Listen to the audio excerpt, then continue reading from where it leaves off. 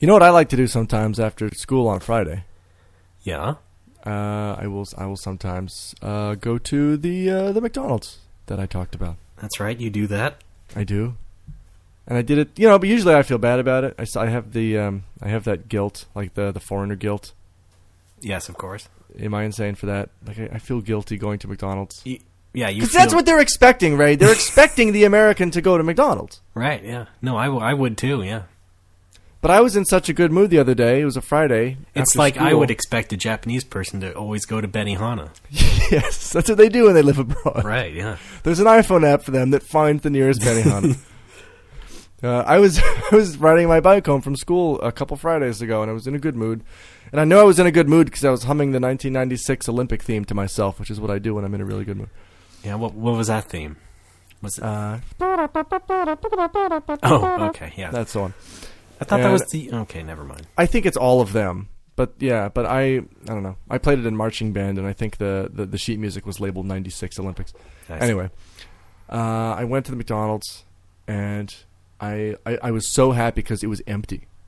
Yeah. There was nobody there. And I hate... I will even... When I lived in Nagoya and I went to McDonald's, I would bring a cloth sack to take everything home in. Because I don't even want people seeing the McDonald's bag when I carry it home. Plus, it's environmentally conscious.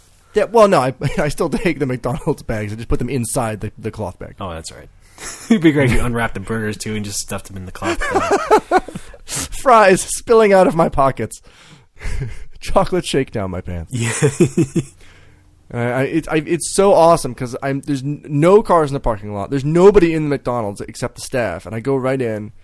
I guess it's too early for dinner, so it's like 4:45. I go in, I get my stuff, and I bring it on home, and I'm like, yes, I did it! I got away scot-free. Nobody saw me. I got to revel in my junk food, and I loved it. And, I enjoyed my weekend. I had a good time. And then I go into work on Monday, and then I sit down, and the teacher across from me, first thing he says is, "Hey, Alex, saw you at McDonald's the other day." Oh. I'm like, oh, fuck! I thought I was in the clear. How did that happen? I don't know. Some kind of not trying to be racist. I think he's a ninja.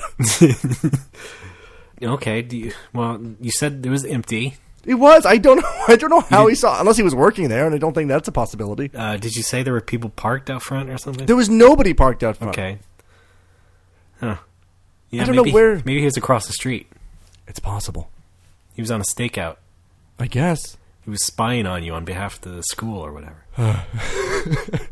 They don't want me going to McDonald's too much. They just don't trust you that much.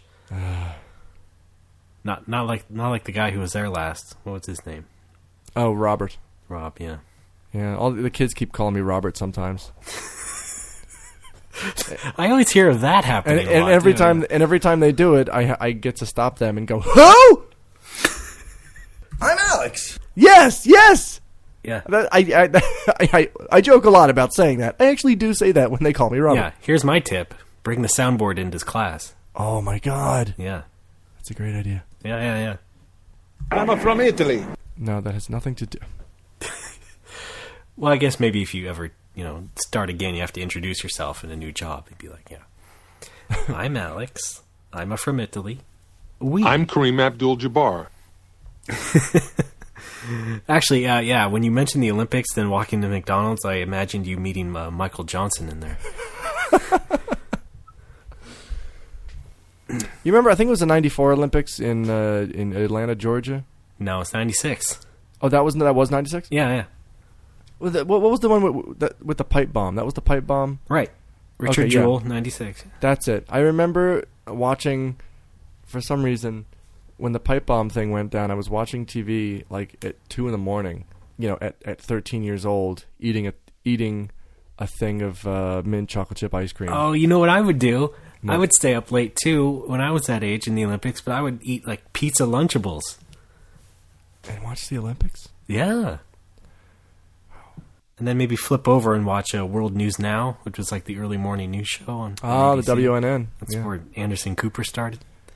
When I was a kid, I was seriously fascinated by the Weather Channel. I'm not surprised. I would watch the weather. It seemed everything I know now about you. It seemed like some form of divination to me.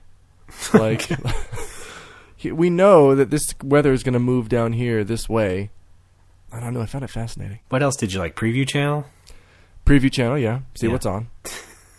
I saw what was on. Weather channel's kind of dramatized. It's like turning it into a reality channel.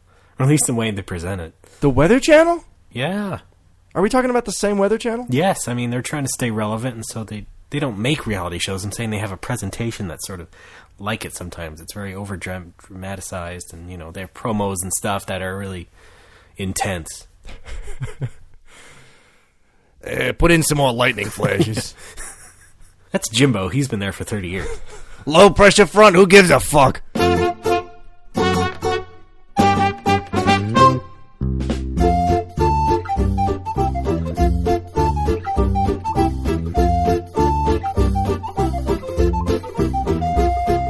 Folks, it's that time again. It's No More Whoppers time. Yeah.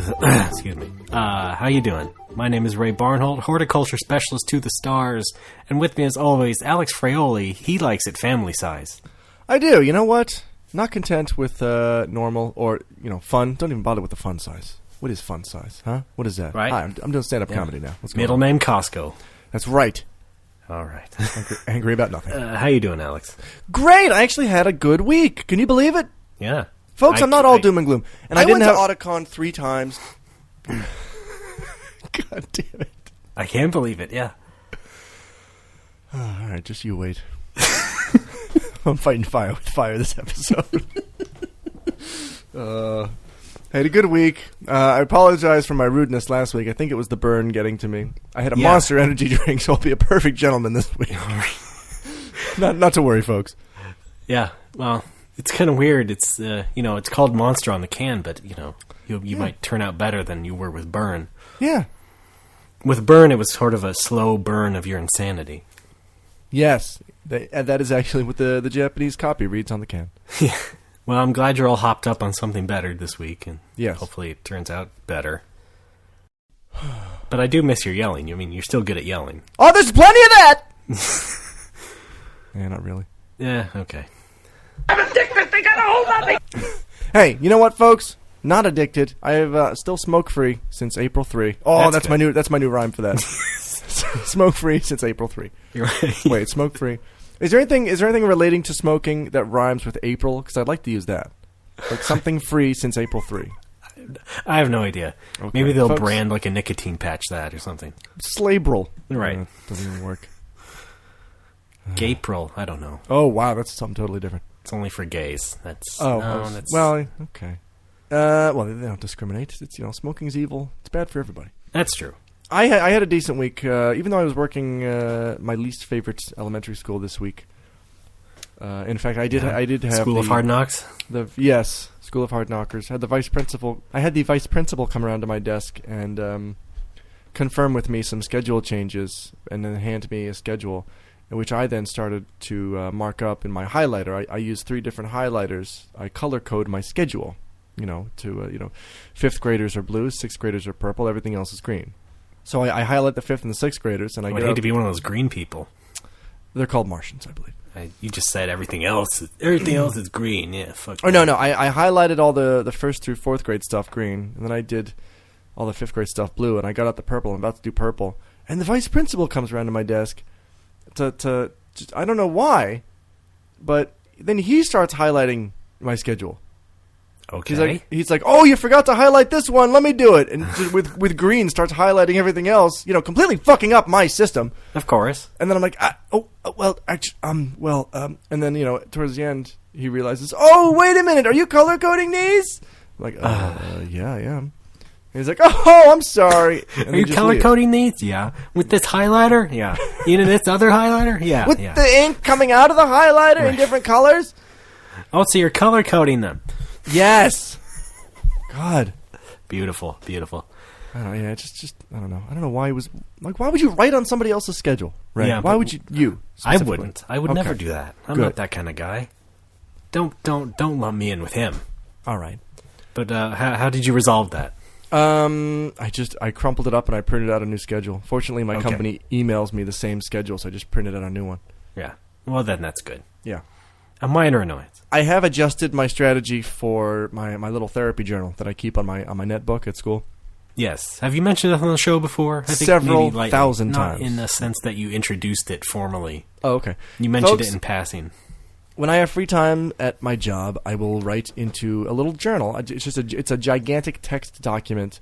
I recently crossed 40,000 words. It's a gigantic thing, detailing the history of Alex. It's really amazing, up through the present day. And I've started writing now because I'm worried that people will know that I'm not working. Because before, my plan was, as long as I'm writing in English, they probably think I'm working. Right. And then I realized, wait a minute. I have a lot of this is an introspective journal about me. Right. Every other sentence starts with I. I think if somebody starts walking around and looking at my screen, they're going to tell that I'm writing something about me, even if they're not fluent in English, because they can see that every sentence starts with I. Here's what you do. Here's what you do. Here's what I did. Oh. Is I cut out all the subjects, so now it reads like Rorschach's journal. Right. Okay. Calorie mate for breakfast. Want to play FF11 tonight. Like, that's the whole thing now.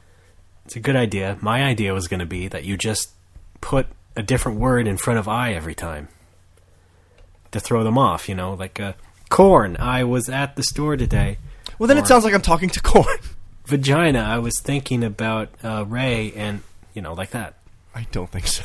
Okay, whatever. Look, I'm just trying to help. I think it's a good idea, though. Okay. I think if anybody else is listening and they also keep a secret therapy journal, they should consider that, especially if they have, foreign superiors looking over their shoulder. How did you do it? How did you protect your therapy journal? Okay, well, I'm glad that all got sorted out to a degree. Yeah. I suppose everything's fine otherwise. Actually, before we go on, I wanted to say some things in relation to the last couple of episodes. Oh, yes. They're not apologies, but they are part of our new segment, Clarifications. Clarification. Yeah. I started in reverse because I have to take you from the current point back to where the concept began. Okay. I just wanted to say one thing in relation to some of the game industry stuff that we were talking about last couple of weeks and the things I was complaining about. Yes. Just in case, this hasn't come up, but just in case anyone gets confused, I'm not an asshole. I don't like super ultra violence. I don't like misogyny either. I didn't want anybody to get the idea that just because I was complaining about people complaining, that I don't necessarily share their views. So, really, I just wanted to get that off my chest and say that, don't worry, I think that, it's a good thing to bring sort of the concerns up in media and games and whatnot and, discuss them in a mature manner.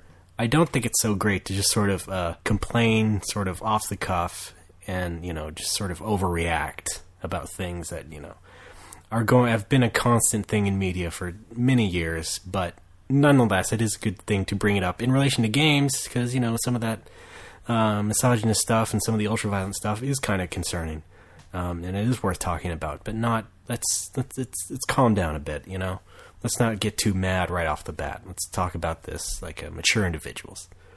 And that's really the core. That's really all I wanted to say on that front. Not a big deal to me, maybe to you. Moving on. Wait, hang on. I got a quick thing.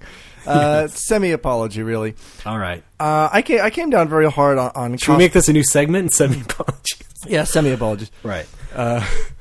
Or just appall. I came down pretty hard on cosplayers last week, listening back to the episode, which wasn't my intention. I think what I mean is, if you cosplay to go to a concert or to the supermarket, there is a problem. Right. I think it's hard. If you cosplay at a convention, that's fine. That's where you're supposed to do it if you want to do it. I didn't mean to sound like I was saying, stop having fun, right? Because I hate that guy. You should be able to cosplay if you want to. Right. I cosplayed several times. I mean, there is that to consider as well. So, I mean, also, I think when you mention cosplayers going to the grocery store, you basically mean furries. Yeah, pretty much. Yeah. God but yes, otherwise, yeah. All right, good. Good to know. Yeah. Yeah. Enjoy yourselves, folks. But don't. Because we won't be around forever. You won't have no more Whoppers to jerk off to anymore. Oh, boy. They exist. That's all I'm saying.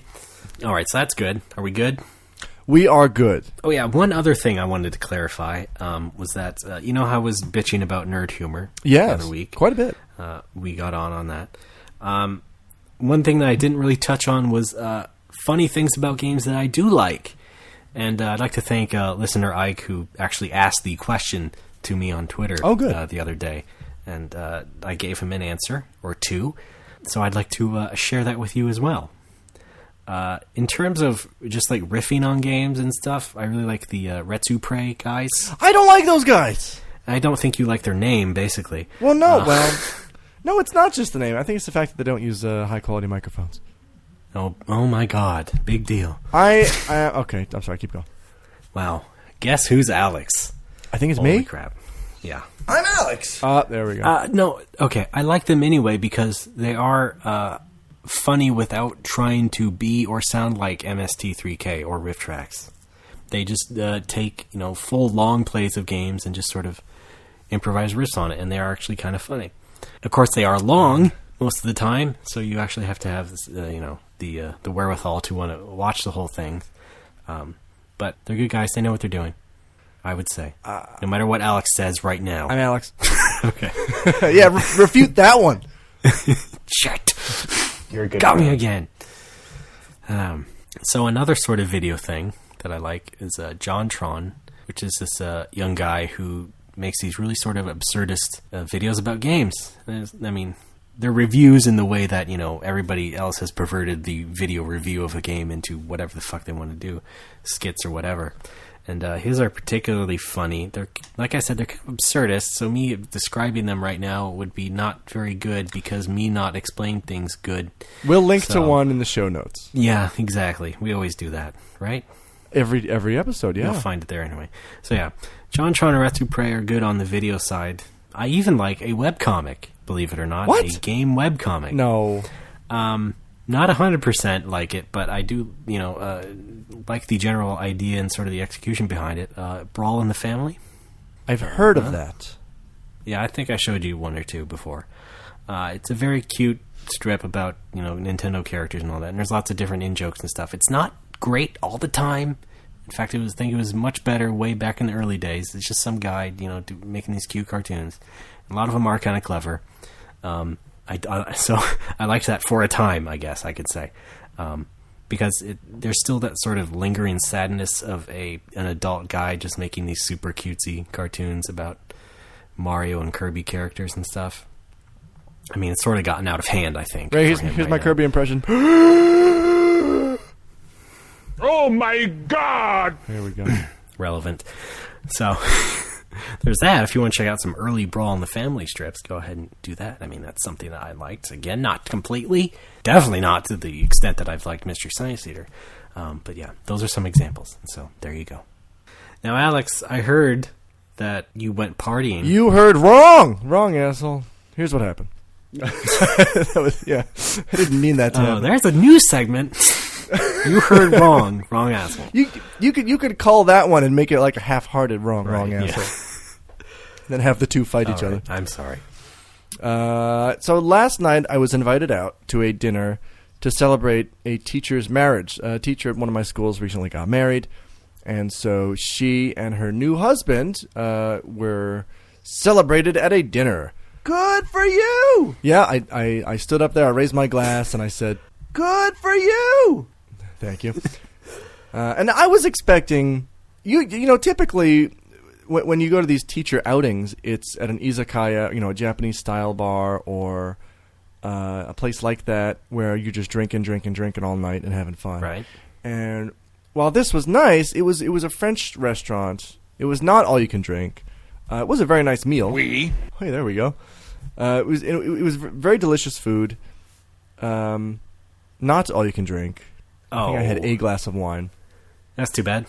So I was very disappointed. From my perspective.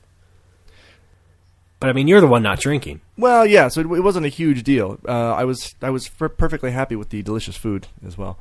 Good. Pumpkin quiche, out of this world. Oh yeah. The only downside is I was sitting across from a teacher who because as usual, these things are the seating is random. You go in, you pull a number, and that's where you sit. Oh Lord, I yeah. was sitting across from a teacher who I think was trying to do like Seinfeld-esque stand-up comedy to me. He was talking about his breakfast. He said he was eating this deviled ham that he imported from America. And he's like, I opened the thing. It says deviled ham, but it's not ham. It's just a piece of pork.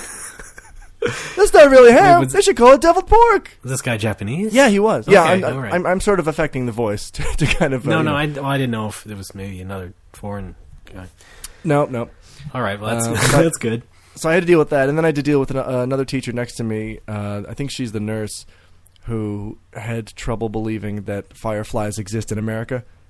Of course, yes. Because right. typically, and no, I don't know if I want to say typically, but a lot of the time, some Japanese people are convinced that everything in the world only exists in Japan.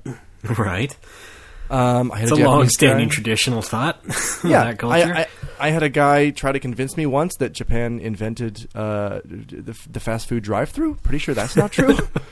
But yeah, this woman, we were talking about fireflies, and she said, "Oh yeah, there's a lot of fireflies in the this area, such and such."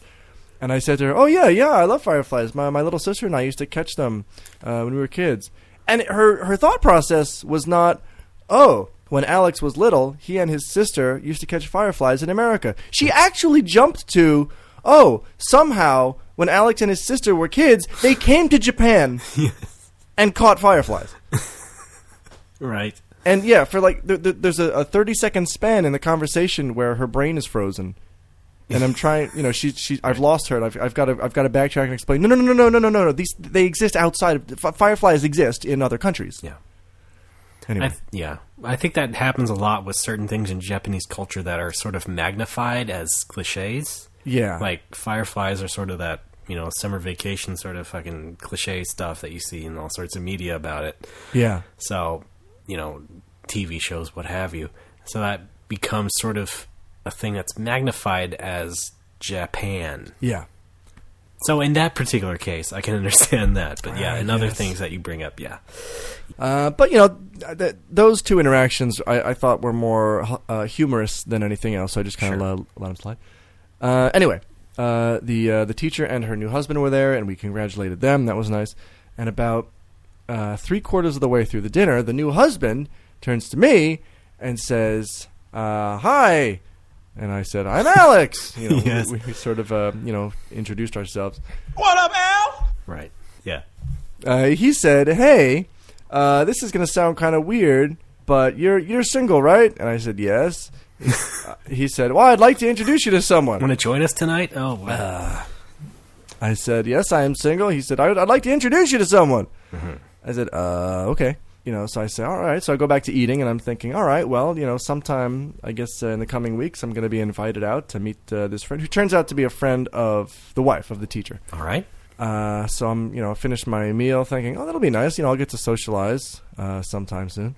And then the wife excuses herself to make a phone call and comes back to the table and says, "Oh, how about tonight?" Right. Yeah, so they wanted me to meet this friend, the wife's friend, that night, that very night. Yeah. And I had, I got no plans. I'm No. I've only had one glass of wine. I'm thinking, yes, of course, sure. The guy warned me at first. I don't know, warn is kind of a strong word, but I think he used it. He said, she's older than me. She's 34. She's the same age as the teacher. Yeah. Not the worst thing. No, not at all. And I said, yeah, fine, sure, whatever. And so after dinner, we drive to Denny's, romantic spot. In Japan, yes. Just kidding. I did try to make a joke about that. I think because the guy thought that I was nervous when I really wasn't. I appear nervous all the time because I'm Alex and I don't like hanging out with people I don't know very well. I guess. But I had nothing else to do. And I think he thought I was nervous.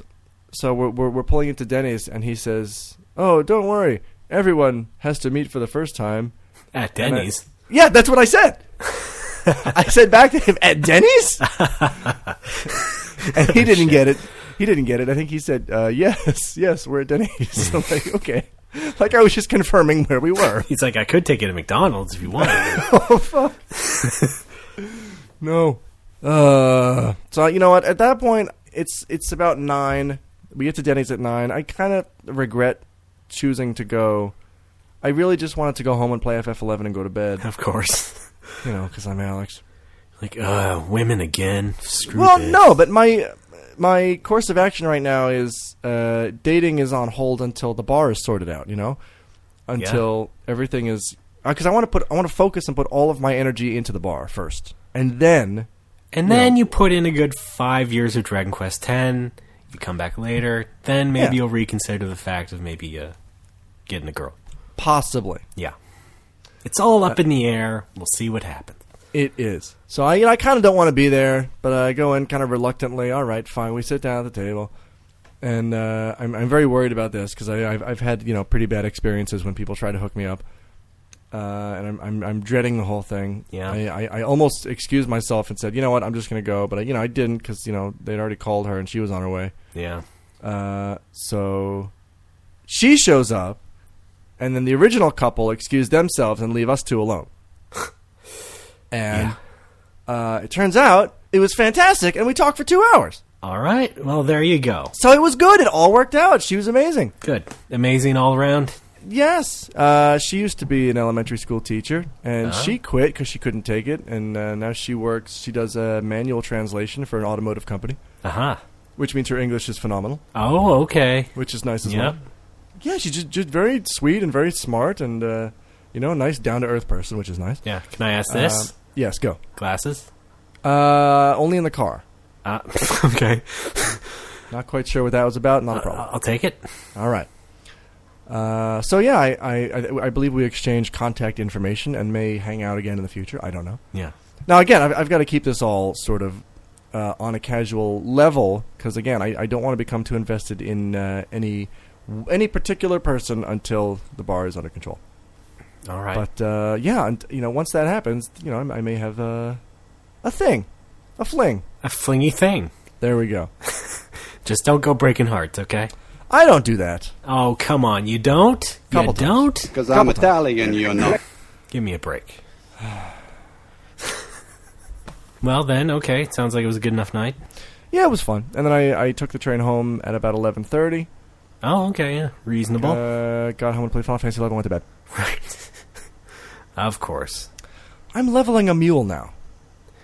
Yes. Do you know how insane that is? Not literally, of course. Listener of the show, April April C, we'll call her. I still can't pronounce her last name. Helped me farm my sub-job items, so I can put a sub-job on my mule, which is unheard of. I mean, it's a mule. But yeah. I'm tired of the Hume race, and I wanted to try a Mithra. Hey, come on. No, Hume, not Hume. Oh, no, sorry. Nihilist, Alex Fraioli. Everything is meaningless. So that was my Friday. It turned out to be a very fun time. I hope I can hang out with this woman at a later date. Yeah. Now, what's this about Final Fantasy 11? I heard that you setting up some sort of link shell. I did. I had set up some No More Whoppers group going on. There is now a No More Whoppers link shell on the Lakshmi server. Yeah. Hey, come on down. Give us a Lakshmi. Yeah. No, I see now. Okay. I get it. I see now what you're trying to do. The name of the link shell is I'm Alex. Yeah. And, okay. We've already got 3 members. Me, Alistair, whom I mentioned last week, Uh-huh. and April, whom I just mentioned. Right. Someone else on Twitter expressed interest in joining us, so we may have 4 Alexes soon in the link show. Yeah, great. All are welcome, Uh-huh. Yeah. I see now. This was your whole plan, wasn't it? From the beginning. This was your ulterior motive. Yes. You just wanted to get me to start a little podcast with you, try and have a little fun, then you ride on my coattails a little bit. You start playing FF11 again. This is the whole plan, wasn't it? Then you play Final Fantasy 11. Then you make a whole new Final Fantasy group, and you have a whole new bunch of friends, and then you're going to kick me to the curb because Let's play Final Fantasy 11. that part's over. Now the podcast is popular. We don't have to worry about anything else. You can just go ahead and play more Final Fantasy 11 with your little No More Whoppers buddies. Final Fantasy 11. Is that right? That's what I thought. Well, it's typical Alex, I must say, and I feel pretty bad that I fell for it. I'm glad that you kept up this ruse for so long, though. It really, illustrates your tenacity. I don't know how I handled it, but I did. Since February, you kept it up pretty good, I gotta say. I'm impressed. You didn't mention FF11 for months until finally, I'm gonna think of resubscribing. And then boom, brand new bunch of friends. Well, congratulations. Well, let me tell you something, my friend. Hope you're all very happy together. We are.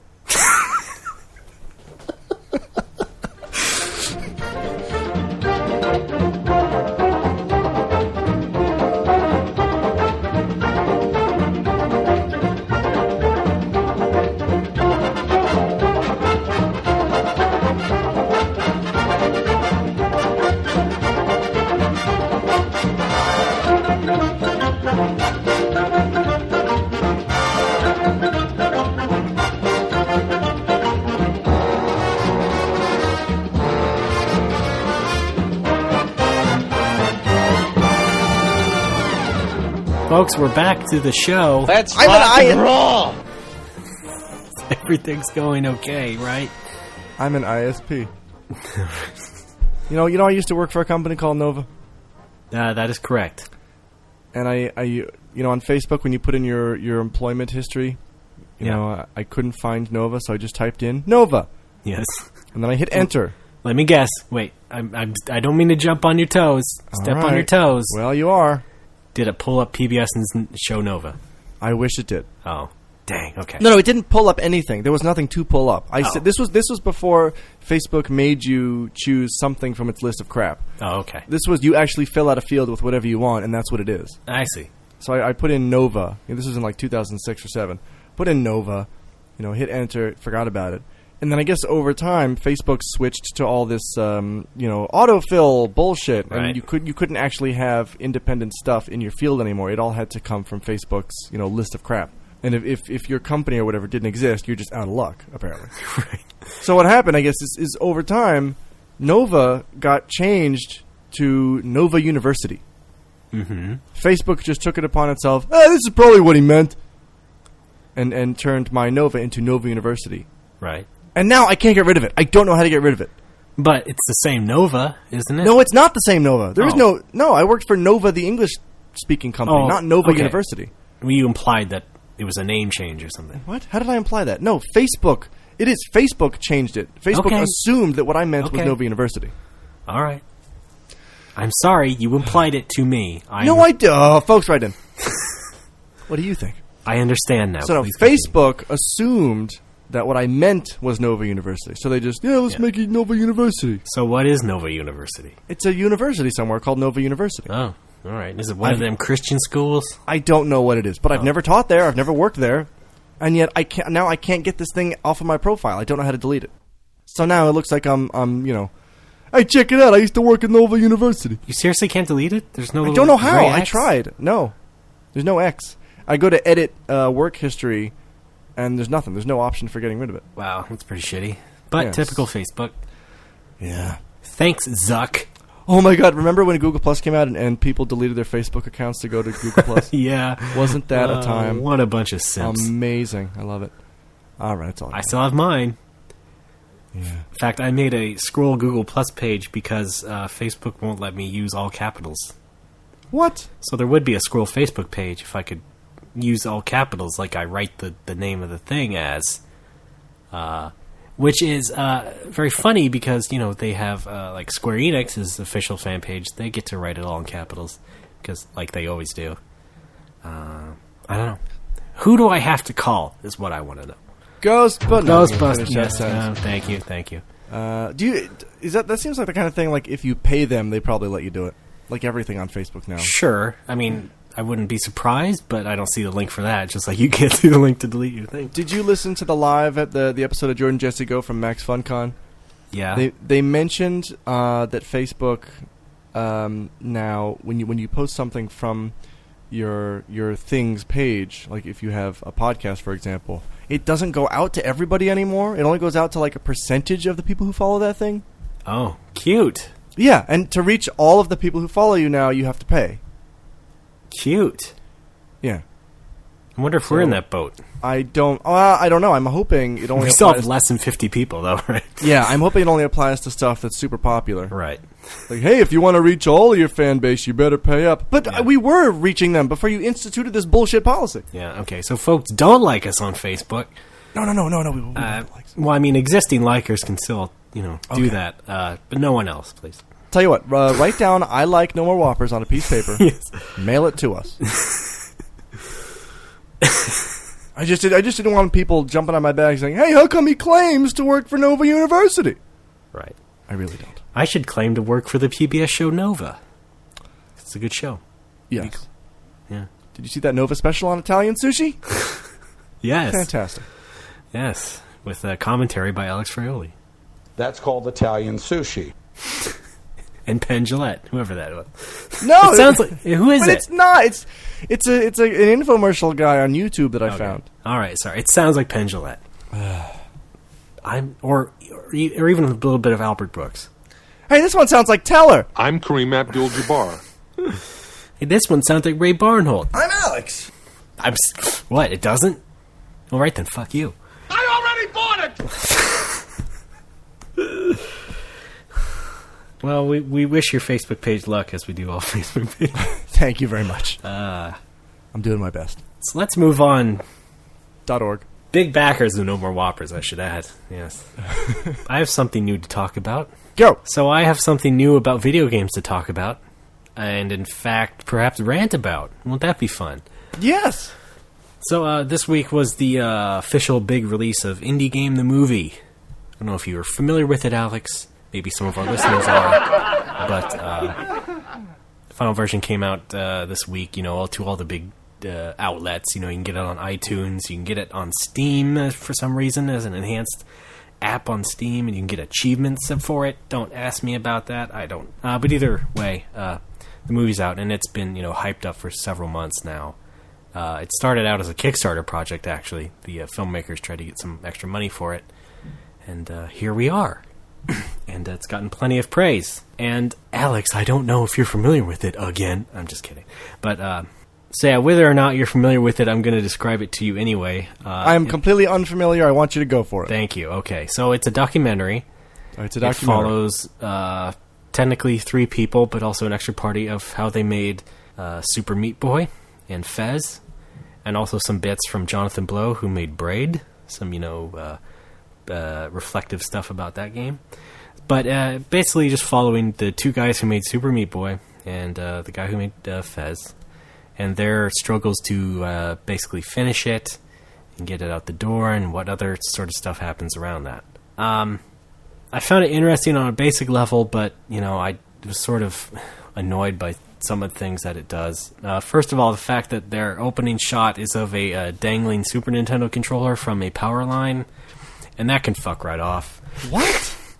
Yes, because that's representing games, I guess. Because you put up a old video game controller on something On a power line? Yeah.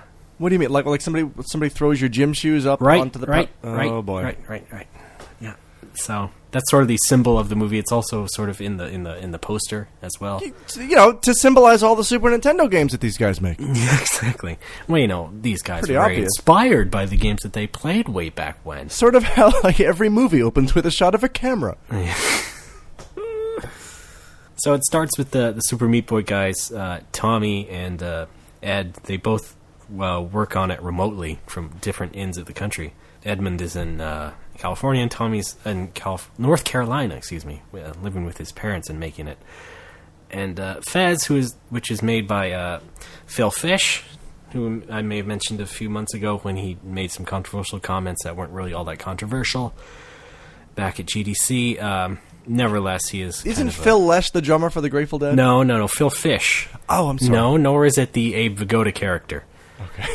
Actually, his name is Phil Poisson, which is French for fish. But he decides to call himself Fish because he's weird that way. Good for him.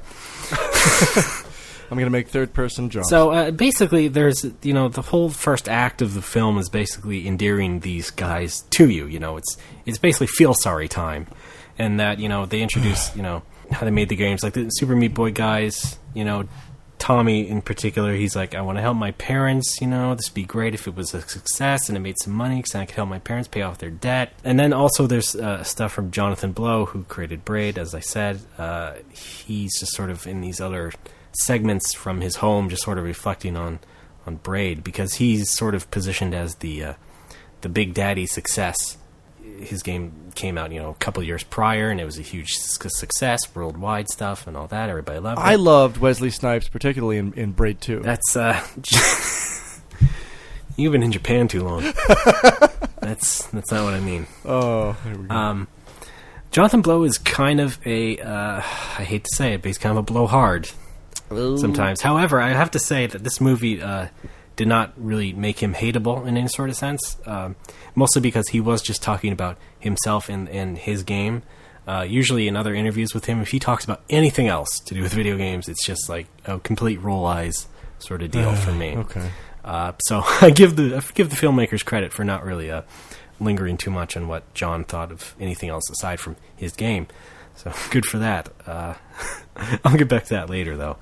But anyway, we see the Meat Boy guys. They struggle, but they're working on the game nonetheless, and they don't seem to really run into too many hiccups or anything. But the big thing with Fez and Phil Fish is that the game had been announced and was being worked on for years, almost 5 years at that point, and he was just sort of kept getting bugged to finish it, and there's all this stuff about him just sort of under all this other stress because he had a business partner for the development company that he started to finish the game, and then the partner sort of backed out, and Phil got really pissed at him. And they don't show the partner in the film, but everybody knows who it is. If you ever followed the development of Fez at all, I have no idea. Not you, Alex. I mean, people who. All right. So it's funny that they all blur him out and all that. That's a whole nother story that I will hopefully talk about later. And so Phil just tries to justify why he wasn't working on the game. I mean, he was, but he hadn't been showing it off a lot because of the fallout between him and his partner and just some other stuff in his life, like his dad got diagnosed with leukemia and all this stuff. But he had been working on it. He was just sort of, kept rewriting the game, basically. But Phil also makes sort of these comments about people just sort of bugging him about the game and sort of making these personal attacks, and he just sort of saying, oh, it really gets to me and all this stuff. And it's like, well, he kind of brings it upon himself in some cases. I mean, I don't know about everything that everybody said to him, but he is kind of a loudmouth. He does tend to say things and, without really thinking about it, I think. That's why there was a lot of hubbub about the crap that he said at GDC. Just sort of blew up into this thing. And they sort of exacerbated it by, insulting people on Twitter, which is fun, don't get me wrong. But it also just sort of exemplifies his personality. And it definitely shows through also in the movie, the real life of the movie. But yeah, so there's all this talk about all that stuff, trying to get the games done and whatnot. But this is really, as I found out, is that this is really not the story of these guys trying to finish these games. It's basically the story of Microsoft fucking with them. Oh. Because all these games were started as Xbox Live Arcade games. And there are parts of their stories that sort of deal with Microsoft, especially in Meat Boy's case, where they were pressured by Microsoft to get it done in time for this big marketing campaign that it would be at a discount and all this. It'd be like a big launch as part of their I think summer campaign or something, spring or summer. I love summer camp. And then Fish doesn't mention Microsoft directly that much, but I mean it was an XBLA game at that time, and so there was sort of this added pressure to get it done. And it basically is that. Microsoft is mentioned so many times, and yet the film doesn't really even focus on that much. But it really is like just the story of Microsoft dicking these guys around. Because, I mean, if they weren't Xbox Live Arcade games, also published by Microsoft with expected deadlines and constant pressure, then they probably wouldn't have this movie. Yeah. I mean, that's why there's no movie about Terraria, another famous sort of indie game, because, that just popped up someday and everybody just glommed onto it. It wasn't on Xbox. And so, I mean, basically, and here's what I'm going to say. Microsoft is the Phantom Menace in Indie Game the Movie. Dun, dun, dun. Now, as we move into, the second act, we move from feeling sorry for everybody to sort of dealing with the super serious shit. It starts off with Phil getting set up to debut the new sort of, I guess, reborn version of Fez at the Penny Arcade Expo in Boston. But there's a big crutch, which is that Jason, the business partner, hasn't signed this agreement to sign everything away or whatever. But he hasn't signed it before the show. And so if Phil goes ahead and shows the game at the show, he might be risking a lawsuit. Again, we move into serious stuff. We go back to Jonathan Blow, who says that there's a negative experience to all the exposure that he experienced before, during, and after Braid was released. But once again, like Phil, he sort of brought it upon himself, because Jonathan Blow is a really haughty kind of guy. So you really think he's attractive? No, he's one of those intellectual guys. Oh. And what he would do is he would go into every single possible article he could find on Braid and make comments about somebody's review or somebody else's comment about the game, and not necessarily be mean, but sort of passive aggressively critical of the things that they would say about the game and stuff like that. So he became sort of notorious for doing that. Is this the same guy who, like, everybody was giving his game really good reviews, and I think you didn't give it a perfect review, and he said something? No, I don't know. Okay, that was totally unrelated? Yeah. All right, cut that out. No, I won't cut it out. That was To the Moon. Oh, okay, yeah. There we go. That was hilarious. There we go. That was a hilarious experience. No. John Blow is different, though. Anyway, he says a bunch of other stuff about being, again, how it was a negative experience and how he was heartbroken about the reviews. And it's like, because I think the thrust of what he was saying is that people didn't get it. This is bullshit. And it's like, well, no shit. We're not all super geniuses like you. There you go. On the other hand, that's sort of how I feel about my magazine at times. So I guess I can't totally do something about it. But nonetheless, it's extremely frustrating for me personally when people don't quote unquote get me. Like if I make a joke or something. And right. I know you understand this. If you write about something and people miss the point, you know how frustrating that is.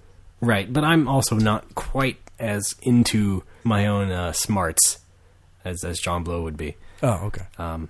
He looks like an egghead, and he talks like it and acts like it, so it's expected. He basically looks like an adult baby. If you ever want to, like a Master Billy Quiz Boy. I'll pretend to know what that is. All right, awesome. I mean, there's a couple of times where the Meat Boy guys just sort of express their sort of doubts about the game ever succeeding and whatnot. And I don't know if this is meaty enough. No. No? Not quite in that voice either, I gotta say. No, that's not very nice. Let's turn up the meat meter. And it's like... The meter. Sorry. You're a genius, don't worry. But, I hear them say that, and it's like, okay, I can understand being a little bit doubtful on something you've put all your heart and soul into and not really being able to see it as an outsider anymore. On the other hand, this Meat Boy was a game that was hyped for months and months, got plenty of coverage, plenty of attention poured onto it by all sorts of gamers, bloggers, whoever.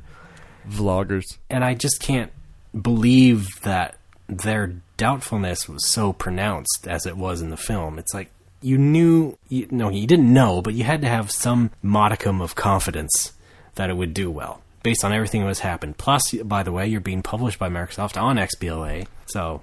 I think this is on the filmmakers who, they have to create some kind of drama and tension for their documentary, so, they'll play up that part of it.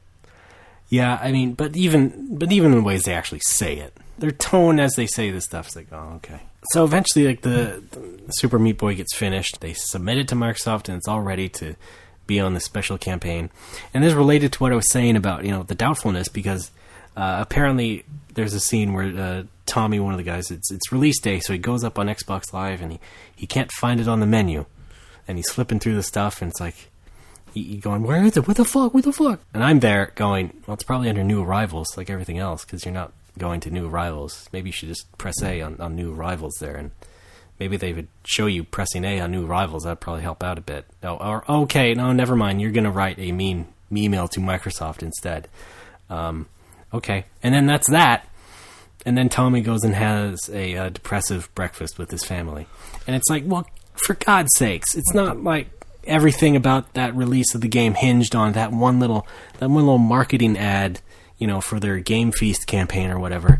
Because again, people knew it was coming out, people were hyped for it, People were already loving it. It was already getting great reviews. It would have got plenty of exposure. It would have been a good enough success. But instead, we're gonna, or at least it's going to be presented on the film that the whole thing is hinging on this one little banner ad, and as long as it shows up, Meat Boy will be a success. But I'm like, no, it was fine. You did plenty fine without that. Did they film the family having breakfast? Yep. What? I think they went to Waffle House or something. But of course, with Meat Boy, everything's a happy ending. It's like, some hours later, the ad shows up. Yay! All that misunderstanding when Microsoft would update it for nothing. And yay, it gets a bunch of great reviews across the board. Who knew, right? Because it's not like you had been talking about it for months on end. And so that's great.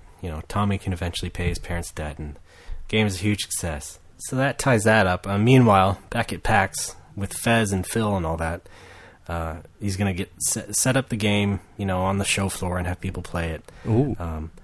But there's still that stress of Jason, who hasn't signed the papers yet to sign everything away and make it all better, right?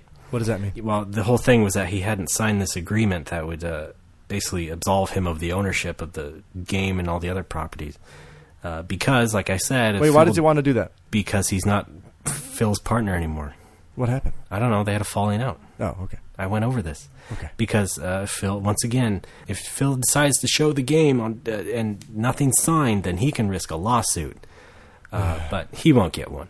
Either way, there's plenty of scenes of Phil, freaking out with worry and basically just sounding like a kid. He's sitting there in his hotel room, just freaking out and going, "Fuck that guy! I'm so angry." And meanwhile, because the filmmakers never asked Jason to appear in the film, we don't ever get to see his side of the story or anything. Could that be a possible sequel or side doc, as it's called in the industry? I'm afraid not. Maybe I'll talk about this when I reach the end of the commentary here. Phil just gets really freaked out. He's very petulant with a capital P, ETULANT.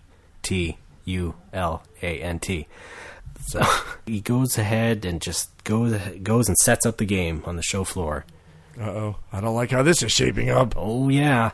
Well, it's not quite as bad as getting a lawsuit or anything, but the first player that comes up to the game gets a game-breaking bug. And, oh, no, here's where the intense music comes up. Because now Phil's freaking out, and it turns out that he made too many changes to the build the night before. So the game is crashing like every 15 minutes whenever somebody wants to play it. So he has to keep going back into the kiosk and unlocking it and rebooting the game and all this. And oh god, it's freaking out. But it all works out in both ways because the game's still crashing, but people still like the game because it had been shown some years before.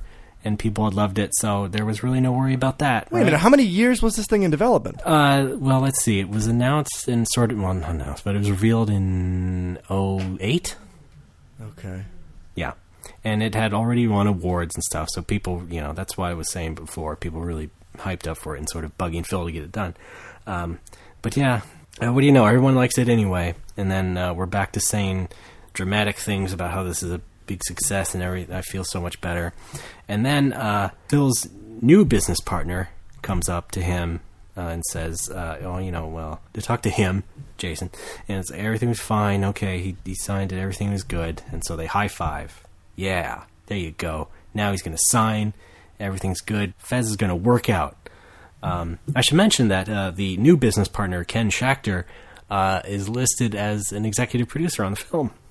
Right? It's kind of funny that the new business partner was an executive producer on the movie where the old business partner was not asked to appear in it or anything like that and was, in fact, basically censured out of the film. Pretty funny, right? Either way, Fez was not done by the time the movie was done, but it did come out, a couple months ago. And everybody loved it. It's all worked out, right? I think this is tough for me because, again, I'm a visual person, and anytime I hear a last name, I can't bring up a person. I imagine, when you say Fez, I imagine the words F-E-Z, like in a suit, just walking around. That's what my learning disability is right now. Like, I can't imagine this going down. I really can't. I'm really bad with this. I would have to watch this movie, but I have no interest, so I can't. I'm rambling. All right, then. Sorry. You know, it's the same problem I have with Top of the Rock. All right, I hear Don Ohlmeyer. I imagine a shot glass with a hat on. So you've talked a lot about this documentary. I haven't heard, this is probably not relevant to the documentary itself, but I haven't heard your opinion. Do you like the game? The game? Yes. I never played any of these games. Okay. Well, actually, I played Braid. Okay. I do have Braid. Is that good? But that's not entirely relevant to the movie. Yeah, that's I mean, what it's I just, yeah.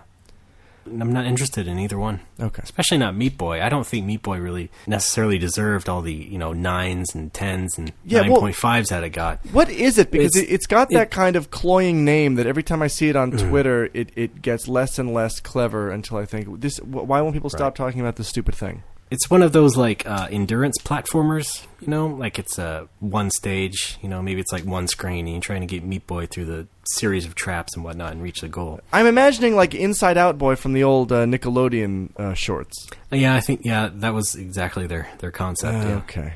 Although this is, he looks like a cube. I mean, he's not like a humanoid looking. So it's Super Meat Cube? Technically, yes, Alex. Okay. Semantics. When you say my name, it sounds condescending. Alex. Again! Good for you. Not just you, but like everybody I know, I feel that way. Raymond. Everybody says my name. Oh, yeah. Hang on, I got that one. Raymond! Oh, fuck you. Not a big deal to me. Maybe to you. That's actually what I feel about this movie. About Meat Boy, Edmund, one of the main guys, basically the illustrator guy, was described it as, making games my 13-year-old self would like. Apparently his current self, too. Because... Sorry, I just thought making games my 13-year-old self would be like super blood boobs or something. Yeah. No, I mean... Okay, never mind. Meat Boy isn't bloody, but I mean, there's, No, just anything with boobs in it, really. They're saying, look... That was my point. It's like that, it's one of those games with, subversive humor or whatnot. And, I think it was him. It's like Adventure Time. It's the cartoon adults can enjoy, too. Right. He's also behind the game they made after Meat Boy called The Binding of Isaac. Okay. Which is a Zelda clone-ish game, but it has this character who can, use his poop as a weapon or something like that. It's all very gross and all that. Yeah. So, yeah. No wonder you're making games that your 13-year-old self would like. I mean, as he describes, his childhood and all that stuff and the stuff he would draw and all that, it's like it's the ultimate subversive nerd turned unlikely success. There are fewer words than subversive nerd that I want to see put together. Right. What I thought was funny is that he also talked about this game that he sort of made. It was a much softer game. It's much nicer. It was called Ether.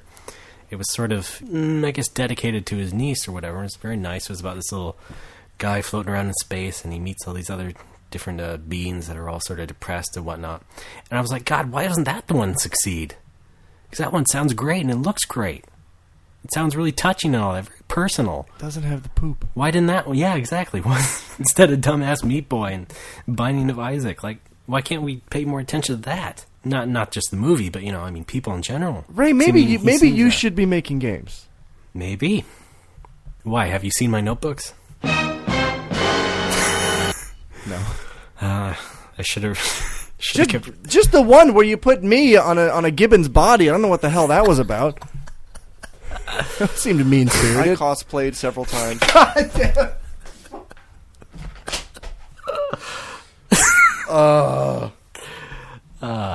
Yeah. But anyway, having made up my mind at least about Jonathan Blow and Phil Fish, I wasn't surprised. Love these names. I know. Sorry. I know. These are hilarious pseudonyms. This movie was not very surprising to me. To see Phil just act kind of childish, which he always has. I mean, I'd seen him post on Twitter and on forums even years beforehand. It's just like, yeah, that's his personality. That's who he is. And he's going to say stupid shit and flipping shit. It's like, for all the stress that he had, some of that is also kind of, I think, brought upon himself, just based on who he is and what he says. It works out still. I mean, you finish the game. People love him in the game. God bless him. But, and Jonathan Blow, like I said, is kind of a blowhard. But again, the movie doesn't really touch on that much. However, I have to say, apropos of almost nothing, I'd like to share my favorite Jonathan Blow moment. Oh, let's get to the Blowmans. Okay. I should have said that. Sorry. We should have a jingle for that. Top anyway, A few years ago, I was on the mailing list for the Smithsonian's Art of Video Games exhibit. Oh, yeah, I remember when they were that. starting that up, they had a mailing list with a bunch of people, journalists and designers and stuff, including Jonathan Blow. And so one of the first emails that the organizer had sent out to everybody was asking for screenshots of all the games, everybody's games that he could try and get, just asking for help to try and get screenshots going. Kind of an odd request, a little bit naive, I would say, but not really that harmful, okay? Anyway, apparently John Blow did not feel the same way, because he replied all with this 4-paragraph long sort of biting response that basically was to the effect of, what the fuck are you doing? Why are you asking everybody for screenshots? I thought this was about the fucking art of video games, man. Not those words. I mean, he is, again, more intellectual sounding than that. But it's like, it was basically just chewing this guy out for daring to ask for screenshots at the beginning of the project. So that was very funny to me. And that's also, I looked at that and it's like, oh yeah, that's the Jonathan Blow I know. The movie itself, like I said, is basically secretly about how Microsoft screws these people over. And in fact, in years since, Jonathan Blow has complained about the process of getting that game on XBLA. The Meat Boy guys definitely did. Phil hasn't yet, because his game basically just came out, but I'm sure in due time he will bitch about them some more. And it's like, yeah, no shit. But also, it's like, Jonathan Blow also says, at the beginning and also at the end, he bookend this little saying about how making a game, an indie game or a game by yourself is very personal, and you put all your flaws into it and all that. And I can't buy that coming out of him, because him and all these people signed with Microsoft and had to develop a somewhat polished product. But you're still going to tell us that indie games are not, super commercial polished products? Like, yeah, they're not. But you guys all decided to take the Microsoft deals and involve yourself in their bullshit. You can't tell me that 100% of your experience was all this personal stuff. Like, yeah, I'm sure a lot of it was, but, it's not the same experience everybody else is going to have if they decide to go this route. Yes, please put yourself in your games for sure. Put a little bit of yourself in. Not literally. Okay. Not literally. No, God. No. Few fingernail clippings. Basically, don't sign with Microsoft is the actual moral of the story, I think. Okay, but did I like the movie? Well, I mean, a lot of human interest documentaries are sort of skewed to begin with. They try and sort of, present people on different sides, maybe a good or a bad sort of thing.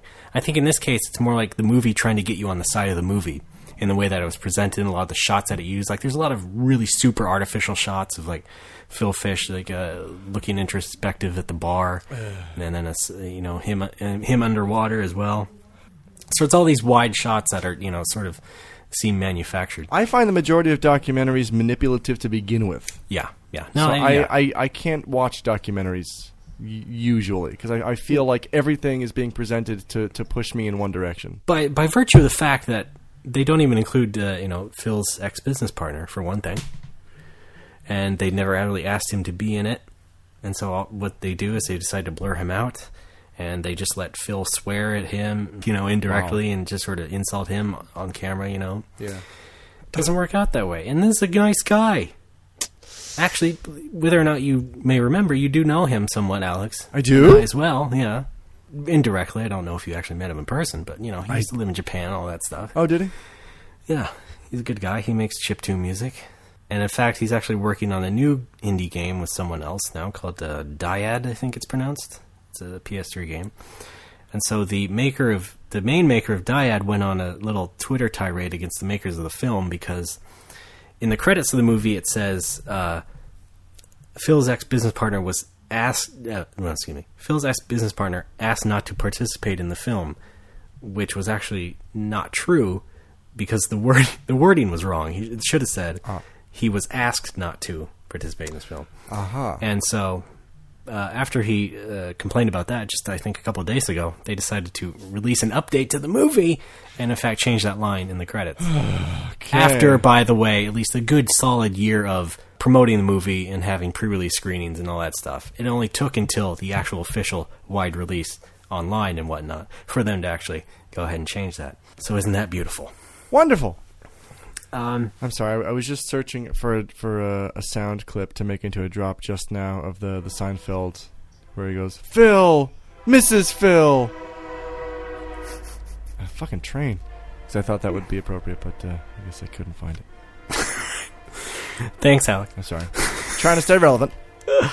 No, I think I'm pretty much done. I do think you should see it. Really? You and the general public. Yeah. Make up your own mind about it. I don't have the requisite interest though in indie gaming or Microsoft to begin with though. I don't think I would find it interesting at all. Well, guess fucking what? Neither do all the people who review it and love it so much. Then why do they love it? Because they think it's a good film. Not a good film about games, but a good film. I don't know. Which is really... whether or not I agree with them, I mean, that is the merit of a good documentary. It can get you enveloped in the subject, whether or not you give a crap yeah, about but that kind of factors into the manipulation thing. That's a again, part of it. Hey, let's make Alex interested in this thing, even though he doesn't like it. Hey, I was tricked into liking something, is how I feel. Well, I think if you're attuned to that, then maybe you shouldn't watch it, but I think... There we go. Let's go with that. Look, it's not like I went into it with an open mind either. Okay? Is there a documentary that consists of me playing FF11? Can I watch that? Oh, my God. It'd be sad, but for totally different reasons. I could pay my parents' debt, but I gotta level this again. I got another mule to level. Coming this fall. Frey Online. God. Oh, I can see it, which is the bad thing. I'm Krista! I think one final note is that I really... in terms of the filmmakers, I've never more wanted a pair of people to be locked into a diving bell and dropped into the Mariana Trench. Mostly because, again, the movie was kind of biased and not very truthful, not very faithful. But also because in their promotions for the movie, the directors decided to pose in a picture, them holding old Atari joysticks and posing ironically. Yeah, that means video games, everyone. Just hold some old joysticks. And that reminds me of the 30 Rock episode where Liz doesn't want to go on the magazine shoot for, I guess, Women of Comedy or whatever, because they're just going to make her hold a rubber chicken in a sexy outfit. The Atari joysticks are our rubber chicken. Yeah, they really are. And I think if you agree to pose in a picture about your video game movie or show or book or whatever with an Atari joystick, you're part of the problem. And you're not helping. Just sort of like how still, not in every one, but in a lot of movies and TV, anytime someone's playing a video game, it's all pew, pew, pew, pew, pew, pew, pew. And similarly, the fact I used the image of a Super Nintendo controller, which has no relation to anything in the movie, as your main iconography of the movie, screw you. Okay. But I hope you enjoy your nice reviews and success anyway. And that's Indie Game the Movie. For now, the balcony is closed.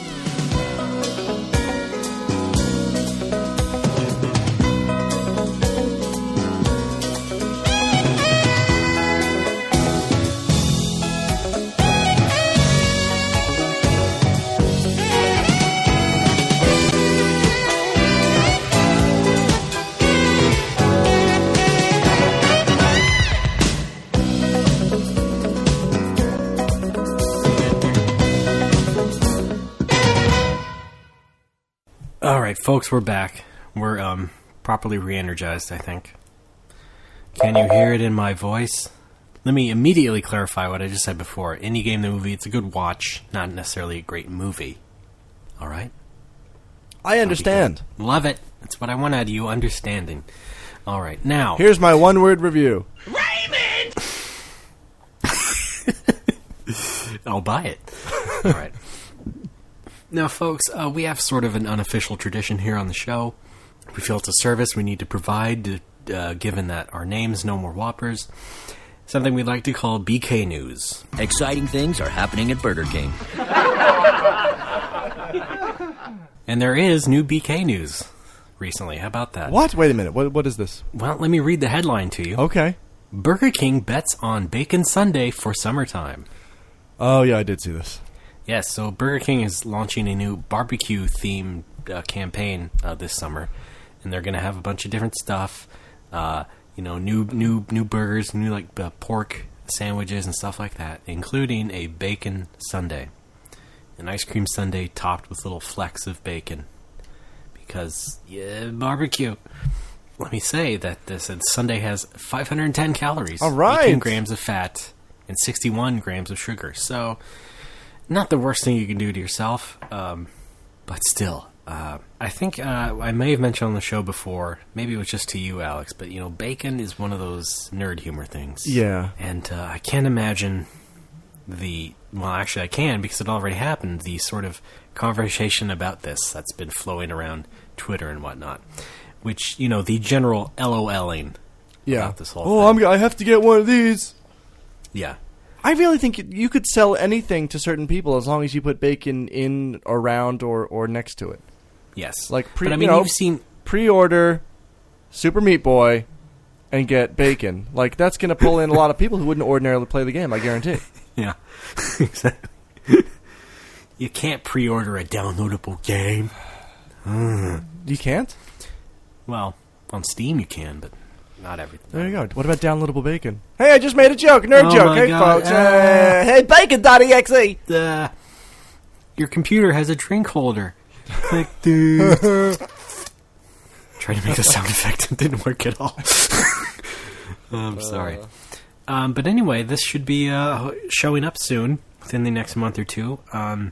Despite the sort of oddness of the Bacon Sunday and some of the other barbecue things that they're going to put out, it's a perfect time to try it, especially since you, Alex... I'm Alex. ...will probably be visiting me when this is on sale. Oh, so we kind of have to do this, don't we? Yeah. All right, that's right. I think, I'm ready. if possible, we should record from a Burger King. I'm ready. Yeah. I was about to say my body is ready, and then I realized I hate that meme and I want it to die. Yeah, no, that's okay. That's okay.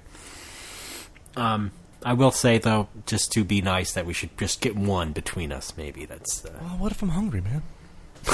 Come on. Well, then you can get one of the pulled pork bacon sandwiches. What kind of a sandwich do they have at Burger King? Like excuse me, barbecue. Is there an equivalent to the Big Mac? I don't know. We should ask.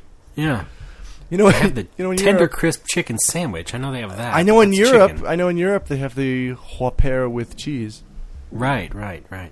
Yeah, what does Whopper mean? I don't know. I think it's got pears. It means fish. It's got pears in it. Yes, Phil Lesh. No. Phil Whopper. Trying to think of a funny name for Fez, but I can't. I'm Ray. Oh, but get this. I'm getting it. They've been testing the Bacon Sunday in Nashville. So you can already get it if you go to Nashville. Tennessee? Yeah. I like confirming what I already know. New York City. Yeah. So let me describe it, though. I haven't actually described what it looks like. It's a vanilla soft serve with fudge on it, caramel. Love it. And like I said, bacon crumbles. Love it. And and if this promotional photo is any indicator, there is actually a full strip of bacon sticking out of it. Oh, I love it. As if it's some sort of bacon spoon or fork or something. Speaking of something solid sticking out of something squishy. Could you not? What is this getting at? Well, no, I just want to prove that elementary school girls in Japan can be just as gross as boys, because in class the other day, a boy drew, which is very, very common in Japanese culture. There's a love of poop. He drew a giant poop on a piece of paper, and then the girl next to him took his pencil and then drew a tiny man sticking out of the poop in the middle, trying to escape it and being unable. I see. Did it also have a little penis? No, but there was a little strip of bacon sticking out of there for some reason. Yeah. And it was outside Burger King. Yeah. It was weird. All right, so that's BK News for this week. Of course, we'll try and keep on top of things as it comes in, even though we record a week early. So this we'll try our best. Either way, I think we're going to go to Burger King, Alex. You and I. We're at least going to get a photo. How about like a, 2 straws sticking out of it? That'd be cute. Yeah. Well, folks, nevertheless, look forward to our Summer Whoppers. Here on the show. The SOW. Because once you get off that plane, it is on, my friend. SOW, very fitting that we're going to be eating bacon, too. All right. Excuse me. Shall we move on? Yes.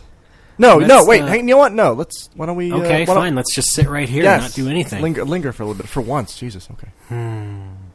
So how you been? Pretty good. Right. Kind of stressed. Just, saving money and work at the same time. I think I'm getting more used to work though. Yeah, that's good. Yeah, I don't know, and the weather, it's getting hotter, but I feel right. A little better. It's not so humid yet, and the mosquitoes are getting less. I gotta write like 3 things this week. Oh my god. Yeah. Okay, I think we're good. All right. Okay, good. Let's move on to the book club, shall we? Now, I think even as we said last week, this is going to be a very boring book club this entry. Yeah. We're reading Top of the Rock about NBC shows, must-see TV. Yes. But these next 2 chapters, 9 and 10 and 11, excuse me, are about ER, something that we have no interest in. I love ER Kung Fu. Jesus Christ. Sorry. You do? It's a kind of a piece of crap. No, I like the parody or the knockoff of it in the Game Center CX game. What was that called? Oh, Muteki Ken Kung Fu? Yes. It was more of a karateka. Shut up! I mean, look, you shouldn't do that to me. Just saying. You know who you're dealing with. Okay, anyway, yeah. See, already, we're just going off the track because we really don't want to talk about ER. It's not a comedy. Maybe to you. We didn't watch it, right? No. You said your mom did. Yeah. I mean, we could have got her for the show, but... but anyway, I would just... and plus, I mean, the genesis of it is kind of weird. I mean, Diane Sawyer was going to leave CBS, and maybe she was going to do a show on NBC at Thursday night at 10, but they didn't, so they decided to make a drama that John... What's his name? John Crichton? Michael Crichton. Excuse me. Wow. John Crichton. That was a... Whoa. He wrote Cretaceous Park, is that right? Right. Okay. It debuted at 99 cents. So, yeah. So Michael Crichton had developed a medical drama script for many years, or for like it's 1960s or something. It had a bunch of characters in it, and so they finally got NBC to get on board. It was really cool. They got a lot of good unknown actors or not so known actors to sign up for it, and it was another big NBC pre-success, like so many other of these shows. Everybody loved the pilot. It tested so well. It was on fire. Yeah, it set a new standard for pilot tests, I believe. It was off the charts. They did say that, yes. It was the highest rated pilot for them. I think still. I think it perhaps. said you were lucky if you tested a pilot and you got a reaction to a strong lead, and they got like 6 of them. They had 6 strong leads. That's amazing. Yeah, they were very lucky in choosing the cast and making them all very strong, like you said, on their own. You might say it was a dream cast. You might say it was a Seaman. Power Stone. Super Magnetic Neo. EVOO? No, wait.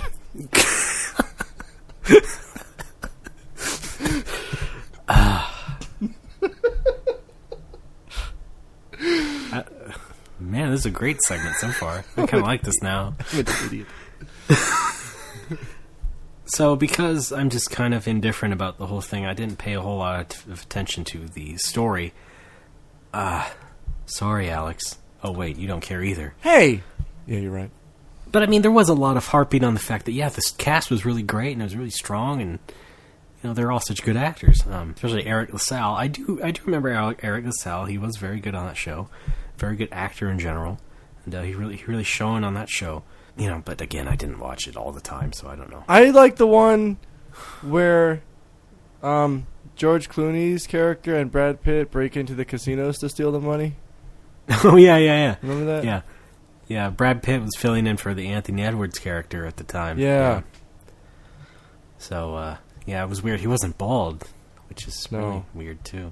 I mean, Anthony Edwards wasn't, so... Yeah. And, they got, and then Bernie Mac. Yes!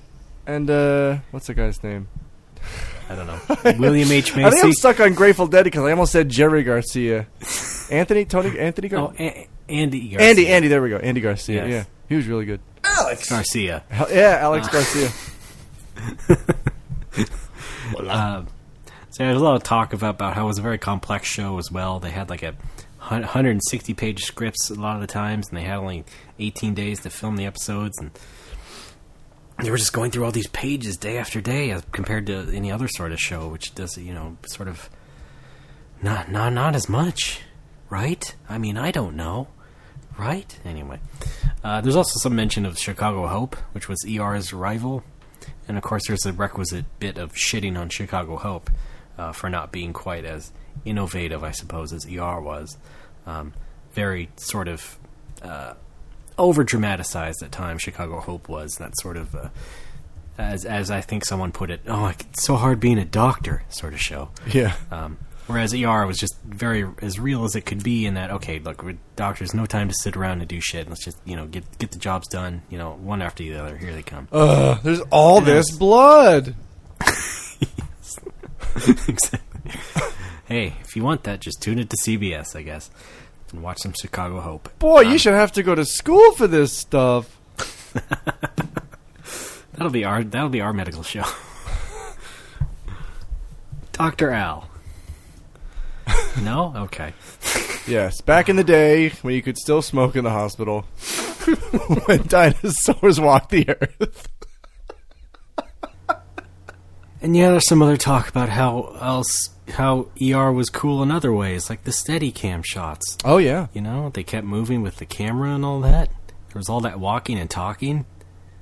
Boy, that kept it real. Shit just got real. One part of this story in both these chapters that I'd like to bring up was good old Don Ohlmeyer. He's a little kid. Who acted like a reliable crank in the... He seemed to be very much on the side. Yes. Like one thing I highlighted here was that he thought there was too much blood and far too much technical dialogue. God.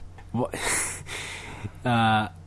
He was storming out of the screening room halfway through the show in pilot or whatever. And, they hadn't addressed any of his changes. Then he comes back and screaming, like, why do we want to be in business with people who don't listen to us? And then somebody else spoke up and said, I love it. So, yeah. Screw you, Don Ohlmeyer. I mean, he was still saying stuff like, nobody will watch ER. There are too many characters. It doesn't make any sense. Okay. Talk about old guard. My God. Like, sit down, old man. I mean, Jesus Christ. I mean, I'm not like ER, but even I know it was a huge hit. Too many characters. Yeah, exactly. And blood. And what we need is in the opening, George Clooney twips over a poof ottoman. I'm thinking someone should make a touchdown pass. What? That's what the kids want to see. A nice, good, heroic touchdown pass. He's a little kid. Sorry. Is that your drop? Yeah. Is that your ER drop? I tried to, muffled. It's the best one I could find on such short notice. Because in the book they say that was one of the key moments in the yes, it's the original the title trailer. of chapter 11. Yes. Oh, that's right. He's a little kid. Yes, yeah. Oh, but I also got one for title of chapter 12. I'm Ray. I'm sure you do. Well, we'll get to that maybe next week. No, I just played it. It's not the chapter though. Let me try again. I don't know how I handled it, but I did. Oh, don't be so modest. I'm leaving. Goodbye.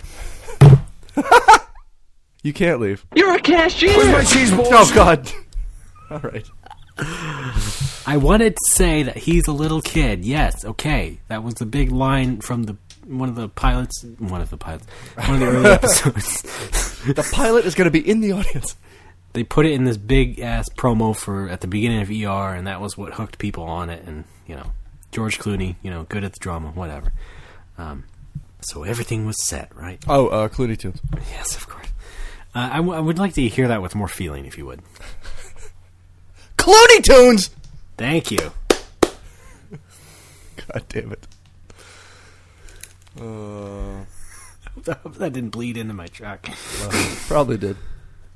Okay, there's one other thing. This doesn't actually relate to ER, but Warren Littlefield brought up the anecdote of when Bob Balaban played him at an NBC Upfront event. Where? Because, oh, yeah! I thought that was hilarious. Okay, for anyone who doesn't know, Bob Balaban was the guy who played the NBC exec, sort of contemporary to Warren Littlefield in Seinfeld, when they had the arc of them making the show about nothing. So he was basically the Warren Littlefield. He had a different character name, nevertheless. And then Bob Balaban played Warren Littlefield in The Late Shift, the HBO movie about Letterman and Leno in the 90s. Apparently he looked enough like Warren Littlefield. Go figure. So they brought him on for an upfront where they did a funny little thing where he came on as Warren Littlefield in front of all these people and started talking, and then the real Warren Littlefield came up and said, "Now, Bob, you're a great actor, but I think I know how to play me," or whatever he did. That is hilarious, because that's the kind of thing where you are trusting your audience's intelligence to get a joke, and that is really important. Right, because Warren sort of mentions that maybe people wouldn't get it because they hadn't remembered the Seinfeld or they hadn't seen Late Shift or whatever. A lot of people are smarter than you give them credit for. Right. And I think a lot of people know that Bob Balaban looks like Warren Littlefield. Yeah. And this is not even in the book, but that also reminded me of when Noah Wyle, who played Steve Jobs at a keynote, and then Steve Jobs basically did the same thing. Oh, he ripped him off, He came huh? out. No, That's classic Jobs. Yeah, it's great. Great artist steal. So yeah, basically in the next chapter about ER. How about at my funeral, we have like a fake a guy who looks like me play my corpse, and then I come in and I'm like, "Now, Jim, you play a great Alex, but I'm the real one," and I lay down in the casket and shoot myself in the head. Did you say Jin or Jim? Jim.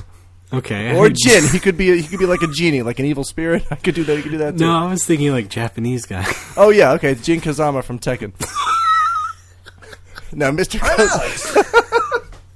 Now, Mr. Kazama, you play a convincing Alex, but it's actually me who is Alex. We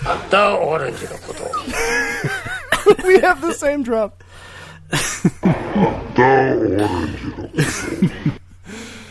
Oh my god, it's killing me. I think we're off the rails. You know who does look like he was Shuli, right? Who's that?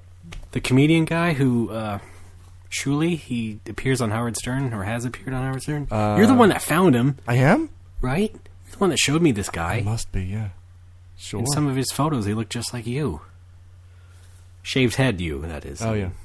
Not full head of hair, Alex. Well, I'm back to rocking. Well, not completely shaved, but I'm back to the buzz cut for the summer. Right, that's great. Yes, and vaguely, Middle Eastern. So it was pulled off. How did nobody retweet my Allahu snack bar tweet? Okay, I'm sorry. I thought that was hilarious. I was laughing all day. Proxy. I didn't want people with the wrong idea. Who's going to be offended by that? I don't know, Akbar. And Jeff. Thank you. So yes, of course, ER was a success. 24 million people watched I believe it was the pilot after a particularly good episode of Monday Night Football. Wait, what was that? What was that condescending little chuckle? It was. You don't call those episodes. It's a football game. Oh, you don't really. Yeah, that was me kind of catching myself being stupid. Hey, I call them episodes. Okay, you. Oh man, you calling me stupid? Did you see the Steelers episode last night? It was the one where I can't even do this. Yeah, don't even. Never mind. Please don't. Oh, Lord. And then again, there's some stuff like in the Friends chapters about the cast talking about their fame and dealing with the fame. Because ER was an overnight success, and they were on the cover of Newsweek, and Noah Wyle couldn't believe it. And then there's also praising George Clooney, who of course was great, etc. Etc. That's ER. That's all I have to say. Wait a minute. Noah Wyle was the actor. Yeah. Fuck, I was really hoping there would be a Dr. Wiley on the show. God damn it, why can't I live in my fantasy world? You know what? Yeah, why can't you? I'm Alex. You could probably cut out about 15 minutes of me just laughing to myself this episode. I'm entering some sort of deep psychosis, I think. That's all right. Okay. I'm not going to hold it against you. Thank you. I'm Kareem Abdul-Jabbar. The honest truth, I don't think we laugh at each other enough on this show. Okay, I agree with that. We're not giggly as much as I thought we would be in the beginning. But we should be. Because you know what? I think the secret to this show's success, and I use the term loosely, is that our audience is really just each other. Like that's our target. Is you crack up the other guy and then see who else listens to it. Well, yeah, but of course, in real life, I would never want to talk to you about Indie Game the movie because I know you would just that's probably really true. Bored. I would just tell you that I thought those people were idiots or whatever. Okay. Well, see, what I would do is if I had a subject I don't think you'd be interested in, I would start talking about it sarcastically to gauge your interest. And then if you bit, then I would talk about it for real. Yeah. You'd be like, could I play more Final Fantasy 11? But seriously, I'm ranked 10 in Winders already. All right. I think we're done talking about the book. Yeah. Yes. Friends, everybody. That was Friends. I'll be there for you. I'll be there for you. I'll be there for you. Folks, we got Lawrence Tierney back. Hulk be there for you. Folks, follow Hulk Friends at Hulk Friends. Jesus. Oh, no. Follow Hulk Matthew Perry. No. David Banner Schwimmer. Oh, my God. Anyway, I think the next chapters of the book, leading towards the end, aren't really about any specific shows. I think there's some stuff about negotiating with actors and whatnot. It's stuff that hopefully will be somewhat more interesting. But nevertheless, that will be it. Let's say, what is it, 13, 14? No, 12 and 13? Who am I talking? Yes, 12 and 13 will be our next chapters. Love it. Of Top of the Rock. I'm down. Let's do it. If we haven't sold you on it already, it's new to you. Please go. Hey. Fuck, I'm sure that comes up. I'm sure it will. Oh yeah, I love how they came up with Must See TV. They just asked a dude who had no about Must See TV. Oh shit, is that? Are next you chapter? reading ahead? I'm sorry, I read ahead. Oh my god, I actually read ahead. Sorry, folks. Sorry. I'm Alex. Cut that out. Too bad. Or Terrible. Play it backwards. I think we're okay. Backwards masking. I don't think it really matters. Okay. No one is even reading with us except Joshua J. Sloan. I just broke the NDA. It's basically just us right now talking about the damn book. All right, can we just get this episode in the can? I think we can. 11. You got to get back and play Final Fantasy. Exactly. Jesus Christ! I see completely what's going on. I'm kidding, of course. I still got to do donor thanks. We got some donations this week. Oh, we do. That's right. Yeah. Okay, so let's officially close out the book segment. Okay. And now we have some donor things. All right, folks, here we go. We got 2 donors this week. Once again, the process here is that whoever donates gets a special customized message from our own Alex Fraley. That's right. A buck, get you a second. All right, first up we have Stephen Gill and Ray. Anytime you're ready. Stephen Gill. All right, and go. Okay, Stephen Gill under purpose. He wrote specifically finding the I'm Alex drop to make sure it is used in every single episode. He was the inspiration for the imaginary currency in Square Enix's Final Fantasy. Yeah, thank you very much, Stephen. He also sent us a special message, which I believe he wants us to use as a drop, which is Steve! Which has now entered my soundboard, and I don't think it's going to be leaving anytime soon. Steve! What? I think it's from Mass Effect. Oh, okay. He linked me to a YouTube video, and there it was. Steve! Okay, but I don't want anybody getting the idea that they can pay for drops. I don't want. No, but I'll tell you what. I mean, not yet. Look, I'm putting this in here because I think it's funny. Steve! If you donate and you include, a little YouTube URL in your donation thing, there's a chance we may use it. All right, sounds great. All right, great. All right, and we also got a few bucks from a Michael S. Marascos. He's Latino, I believe. I don't think I'm pronouncing that right at all. I think it's Marasco. Bosco. There we go. Sounds Italian to me. I wonder if he's from Italy. All right, here we go. Ray, whenever you are ready. All right, and go. Okay, and a purpose, he wrote, for more, no more Whoppers. His father, I believe, invented Marasco sauce, which is actually... All right, thank you very much, Michael. Love it. By the way, this very same Michael S... Michael M... this very same Michael made us a video on YouTube. You should check it out. It's about Alex's... why do I talk about myself in the third person? Alex! Jimmy holds grudges! It's about my debate show called... Wrong, asshole! Yeah. We linked to it on Facebook and Twitter. Please check it out. It is hilarious. Yep, I love good. it. All right, that's all the donations that we had this past week, folks. Send us some cash, and I'll write you another message. I'll write one for you. Considering how you describe people, in their lives and whatnot, it's sort of like you're like a one-man LinkedIn. Okay, yeah, I go with that. Now here's how I formulate these things. If somebody makes a small donation, I have to cover the basics, which is if they include a purpose and a message with their donation, I read those off. But for the longer donations that you guys have heard, I'll include a lot more information, Yeah. And most of it is made up. I don't want to spoil that, but like I think a couple episodes ago, I went on about some guy's postgraduate work. I just Googled that name and read the description of somebody with the same name. Is what I did for that. So I'm gonna be creative. This is a peek behind the curtain. This is how the bread is made. All right, I'm gonna yeah, whatever. All right. Well, it's fun. It's fun. It's a way for people to get involved. It is, folks. Get involved. Give a hoot. Read a book. Yes, exactly. I got nothing else. I had a rant about expressions that I don't like because apparently I'm an old man, but I think we're over 2 hours and it's really? Yeah. You're not that old. It's my birthday next week. Oh yeah, happy birthday. Yeah. Actually, it will be the week that this goes up, I think. Oh yeah, happy birthday. Thanks. The rant is mostly about people taking an expression and just putting a swear word into it, like that's and somehow it's a different expression. That's a spicy fucking meatball, yeah. Yeah, exactly. Oh, that's the laziest shit. Like, up shit creek without a paddle. You just took up a creek without a paddle and put shit in it. Like, what? Well, I would theorize that the shit version was the original. I don't think so.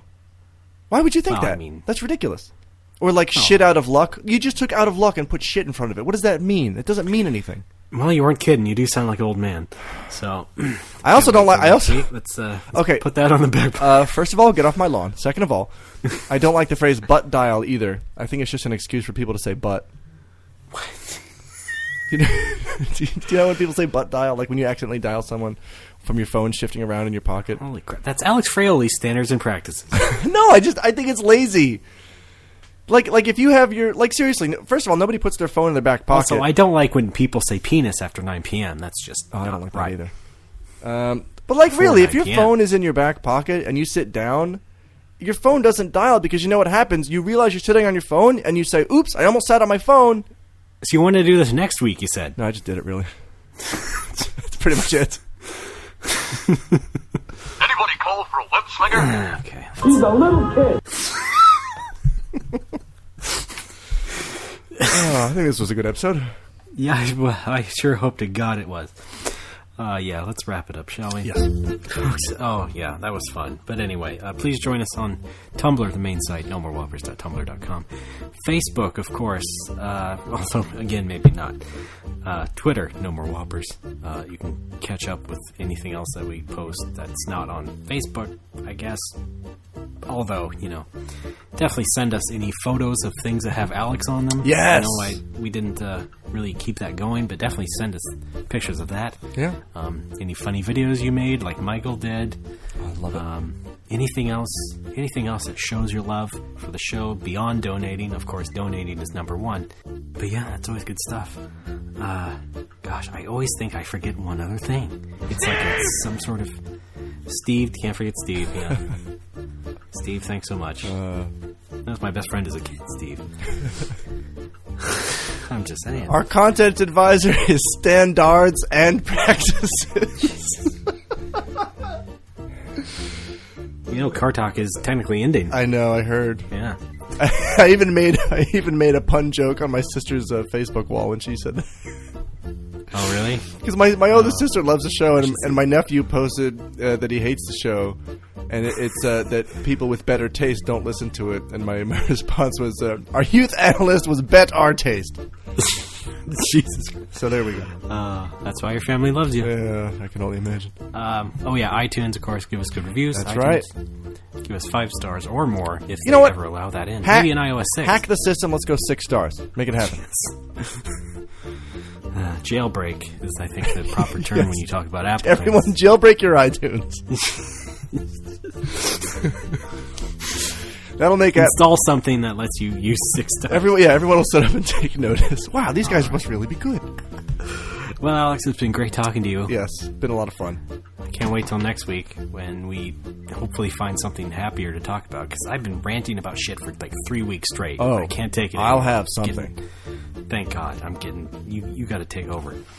All right. But anyway, folks, thanking you once again.